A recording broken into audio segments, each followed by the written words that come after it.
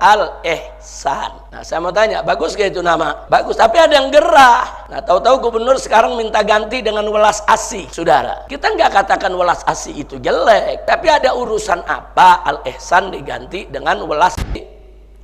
Kita diingatkan bahwa Islam itu bukan filsafat, tapi Islam itu adalah akidah. Nah, apa bedanya?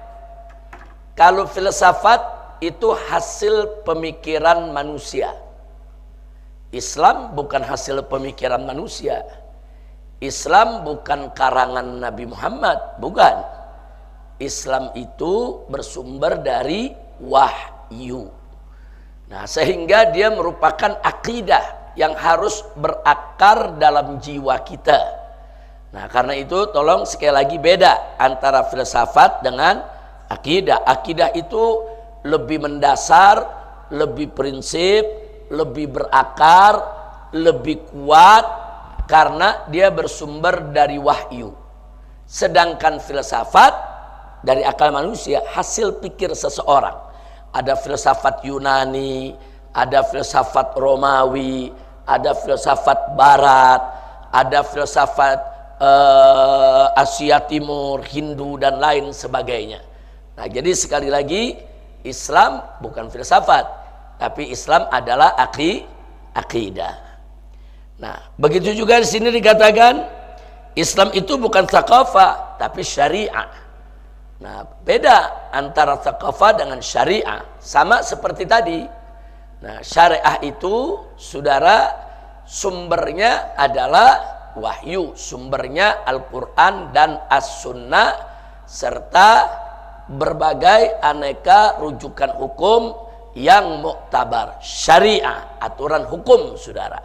Kalau tsaqafah itu maknanya lebih umum sifatnya. Kalau di Indonesia biasa kita sebut wawasan. Nah, tsaqafah itu wawasan. Islam bukan sekedar wawasan, bukan. Islam itu syariat, aturan. Islam itu aturan, hukum yang datang dari Allah dan Rasulnya, bukan sekedar wawasan. Nah, begitu juga Islam itu dikatakan walaysa bihadaratin walakin akhlak. Saudara, jadi Islam itu bukan sekedar peradaban, tapi merupakan akhlak. Nah, sebab kalau peradaban itu, saudara, memang di dalamnya ada tata krama, ada budi pekerti, tapi jangan lupa peradaban itu sifatnya lebih umum. Nah, bisa jadi peradaban itu juga muncul dari adat, takalid, adat istiadat, saudara, tradisi yang juga tidak lepas dari pemikiran manusia. Sedangkan akhlak itu dasarnya adalah sekali lagi dari Allah dan Rasulnya. Nah, maka itu nih kata akhlak ini dalam bahasa Indonesia nggak ada. Mau disebut budi pekerti, akhlak lebih mendalam dari budi pekerti. Mau disebut tata krama, akhlak lebih mendasar, saudara. Jadi karena nggak ada padanan kata, akhlak itu sendiri sudah jadi bahasa Indonesia. Nah, jadi ada 3.000 lebih kata dari bahasa Arab sudah jadi bahasa Indonesia.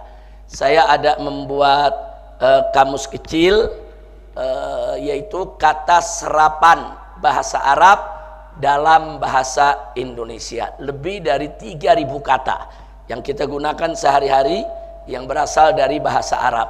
Seperti kata layak, itu dari kata liyaqah, layalik, layak. Layak itu bahasa, atau di Indonesia udah ada juga sekarang kata laik.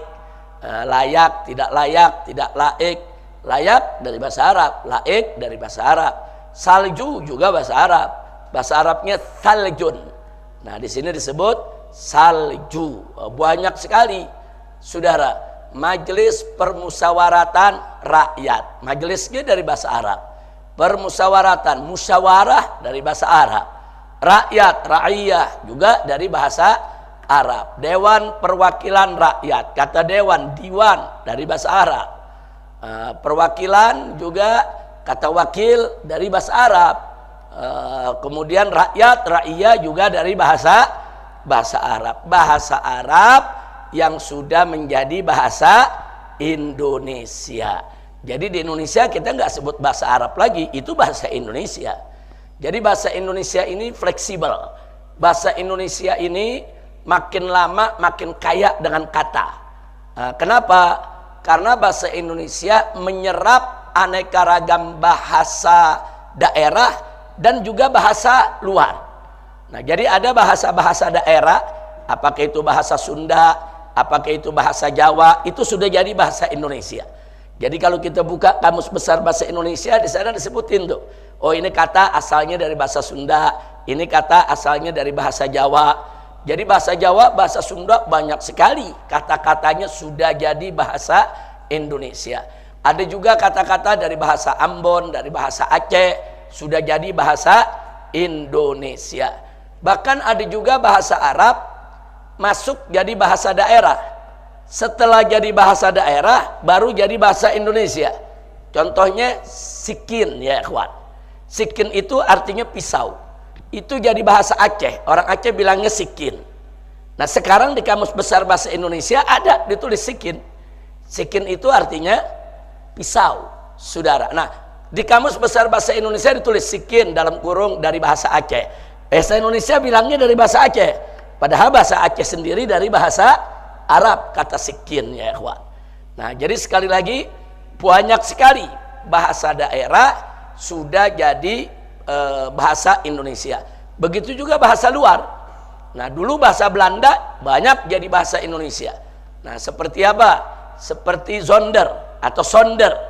Nah itu udah jadi bahasa Indonesia, padahal asalnya dari bahasa Arab. Atau verboden, saudara, nggak boleh liwat, itu juga dari bahasa Belanda, cuman sudah jadi bahasa Indonesia. Wajar banyak bahasa Belanda jadi bahasa Indonesia karena 350 tahun kita dijajah, kita berinteraksi dengan mereka.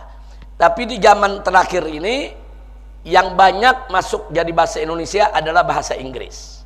Nah jadi bahasa Inggris itu udah banyak jadi bahasa Indonesia. Jadi kenapa? Karena bahasa Inggris ini kan bahasa internasional, di mana-mana dipakai. Nah sehingga bahasa Inggris itu satu persatu mulai jadi bahasa Indonesia dan dimasukkan ke dalam kamus besar. Makanya bahasa Indonesia makin lama makin banyak kata, kamusnya makin lama makin tebal, ya ikhwan. Nah jadi kita nggak usah alergi dengan bahasa Arab yang sudah jadi bahasa Indonesia, karena masih ada orang-orang yang Islamophobia. Islamophobia tuh bawaannya kalau yang berbau Islam, berbau Arab, curiga atau khawatir atau takut atau bahkan benci, ya ikhwan. Jadi kalau udah dengar kata ini berbau Arab, udah benci, ya ikhwan. Ini berbahaya sekali. Seperti pengalaman kita dulu di Purwakarta, bagaimana bupatinya benci betul dengan Assalamualaikum, sampai minta diganti dengan Sampurasun, saudara. Nah kita bukan Sampurasun itu jelek, Sampurasun itu bagus, tapi nggak boleh menggantikan Assalamualaikum. Silakan setelah Assalamualaikum mau pakai Sampurasun nggak apa-apa. Nah atau setelah Assalamualaikum kita mau tambah selamat pagi, selamat siang, selamat sore, selamat malam, silakan. Tapi jangan Assalamualaikum diganti dengan selamat pagi, diganti dengan selamat malam, apalagi diganti dengan salam sejahtera. Walaupun dalam pengertiannya memang sama saja. Nah tapi jangan, nggak boleh.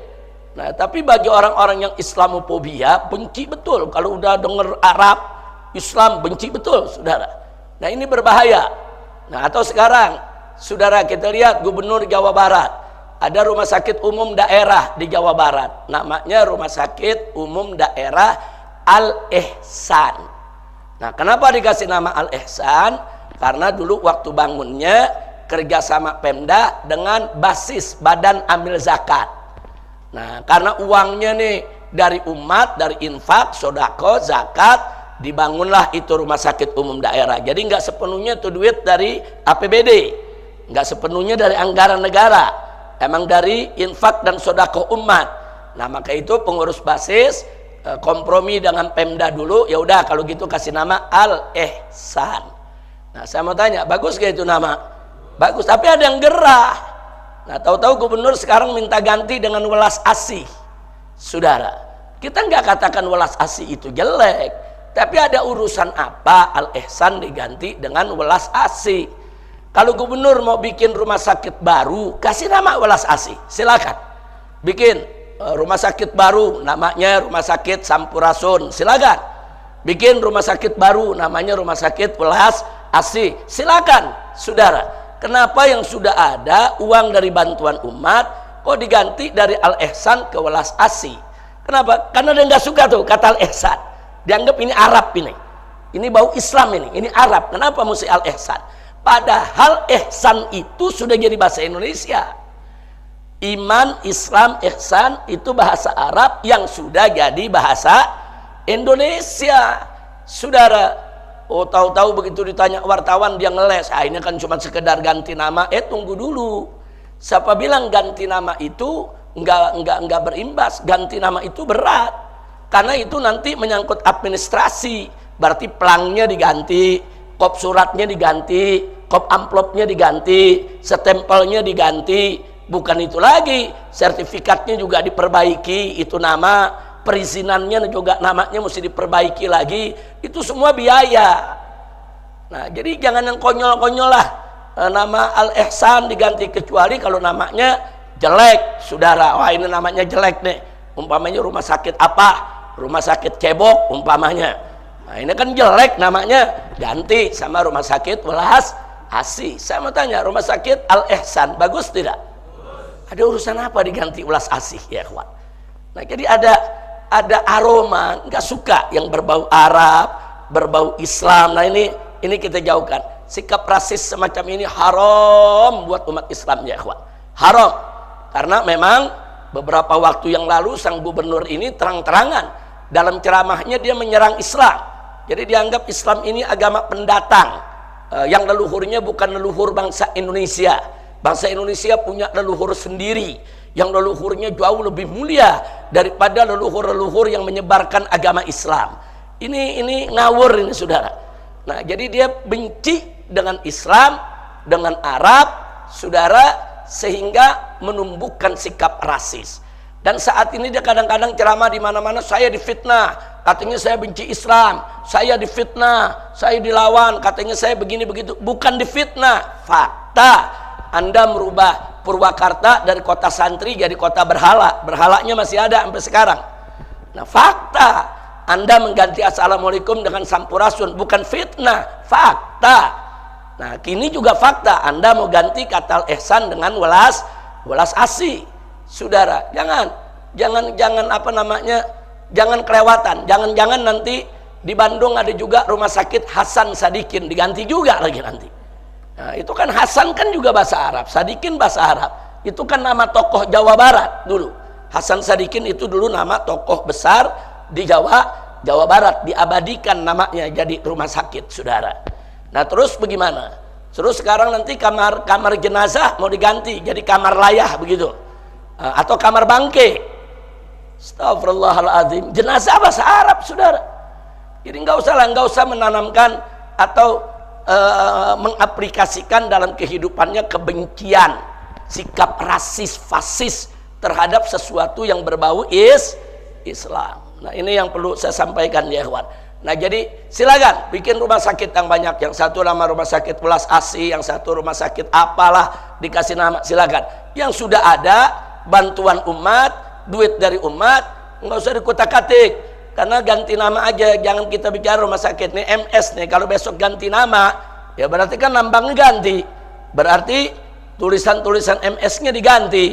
Berarti buku-buku yang dicetak di MS, kertas-kertas, surat-surat semua diganti. Itu biaya, saudara, bukan enggak. Nah, begitu akte notarisnya juga mau nggak mau diurus, dirubah lagi tuh. Jangan, perubahan nggak gampang, perubahan yang nggak perlu ya, ikhwan. Nah, itu yang kita mau sampaikan ya, ikhwan. Jadi sekali lagi, stop sikap rasis, saudara. Nabi dulu sudah mengajarkan kita. Pada saat muhajirin datang ke Madinah, Nabi ajarkan kepada muhajirin dan ansor, nggak ada itu pribumi, nggak ada itu pendatang ya, ikhwan. Mereka semua muslim bersaudara. Nah, tiba-tiba ada Abdullah ibn Ubay ibn Salul yang mencoba, saudara, mempropagandakan sikap rasis. Dia katakan kita nih pribumi orang-orang yang mulia, sedangkan muhajirin tuh datang orang-orang yang hina, orang-orang yang rendah. Itu marahnya Nabi luar biasa, sampai Sayyidina Umar Ibnul Khattab radhiyallahu taala anhu datang kepada Nabi. Apa beliau katakan? Ya Rasulullah, murni an aqta'a ra'sah. Ya Rasulullah, perintahkan aku untuk aku tebas batang leher orang ini. Masya Allah. Kenapa? Karena Abdullah ibn Ubay ibn Salul ini dodongkotnya munafik. Nah, dia mencoba melakukan propaganda. Oh, ini kita nih pribumi orang Madinah, muhajirin tuh pendatang. Nah, jadi namanya pendatang tuh nggak boleh begini, nggak boleh begitu, bla bla bla bla. Kita lebih mulia dari mereka. Itu dihapus dalam Islam. Tidak ada pendatang, tidak ada pribumi.